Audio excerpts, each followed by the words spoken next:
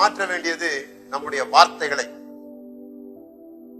உங்களுடைய வார்த்தைகளை மாற்றினால் உங்களுடைய வாழ்க்கைகளை நீங்கள் மாற்ற முடியும். அநேகர் கெட்டு போறது இந்த வாயினாலதான்.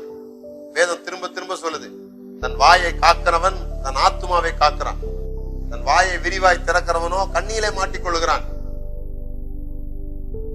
கண்டதையும் பேசி, தேவையில்லாத பேசி, மோசமானதை பேசி பேச பேச என்ன நடக்குது பாருங்க, நம்ம அதை நம்ப ஆரம்பிச்சோம். நம்ம எதை திரும்ப திரும்ப பேசுறோமோ அதை நம்ம நம்புறோம். சில பேர் ஒரு பொய்யை திரும்ப திரும்ப சொல்லி அதை நம்பிடுறாங்க, அதை பொய்யா அப்படி நம்பிடுறாங்க.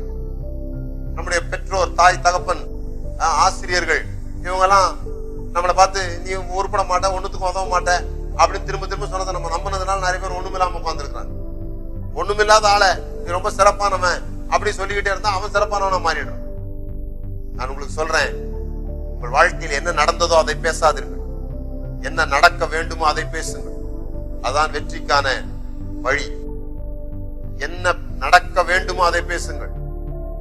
இங்க நகோமி பேசுனதெல்லாம் என்ன நடந்துச்சோ அதை பேசிட்டு இருக்க, அல்லது என்ன நடக்காதோ அதை பேசிட்டு இருக்க.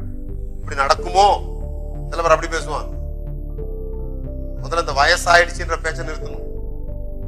அப்படிதான் சொல்றான், எனக்கு வயசாயிடுச்சு. சில பேருக்கு சரீர அளவுல வயசாயிட்டு இருக்கும், சில பேருக்கு உள்ள அளவுல வயசாயிட்டு இருக்கும். 30 வயசு கூட ஆயிருக்காது, பேசும்போது நான் எல்லாத்தையும் பார்த்துட்டேன் பிரதர், எல்லாம் பார்த்தாச்சு அப்படின்னு. என்னத்தை பார்த்தோம்? ஒன்னும் பார்க்கல. இன்னும் 30 வயசுல அப்படி ஒன்னும் பார்த்திருக்க முடியாது. இன்னும் பார்க்க வேண்டியது, கடக்க வேண்டிய எல்லைகள் அதிகமா இருக்குது, ஆராய வேண்டிய விஷயங்கள் அதிகமா இருக்குது. அதை நீங்க புரிஞ்சுக்கணும். வாழ்க்கையை ஒரு அட்வென்ச்சரா எடுத்துக்கணும். வாழ்க்கை ஒரு பந்தயம் சொல்றாரு பவுல். ஓட ஓட தான் தெரியும். நம்ம இங்க இருந்துகிட்டே நான் ஓடி முடிச்சிட்டேன் அப்படி சொல்ல முடியாது. புதிய புதிய காரியங்களை கற்றுக்கொள்ளவும், புதிய புதிய காரியங்களை யோசிக்கவும் நம்மளை பழக்கப்படுத்திக்கணும். என்னைக்கோ ஒரு நாள் நம்ம தோத்துட்டதுனால அந்த அடிப்படையில இன்னைக்கு தோத்துறோம்னு சொல்ல முடியாது. இன்னைக்கு காலங்கள் மாறி இருக்கு. 10 வருஷத்துக்கு முன்னாடி நீங்க ஒரு வியாபாரம் ஆரம்பிச்சிருப்பீங்க, தோத்து போயிருக்கோம். அதுக்காக இன்னைக்கு தோத்து போயிருமா? இன்னைக்கு காலங்கள் மாறி இருக்கு, ஜனத்தொகை கூடிருச்சு, இன்னைக்கு தேவைகள் அதிகமாயிருச்சு, இன்னைக்கு மக்களுடைய மனநிலை அதிகமாயிருச்சு. அன்னைக்கு இருந்த மக்களுடைய தேவைகள் வேற, இன்னைக்கு இருந்த மக்களுடைய தேவைகள் வேற. என்ன நடந்ததோ அதை பேசாதிருங்கள்.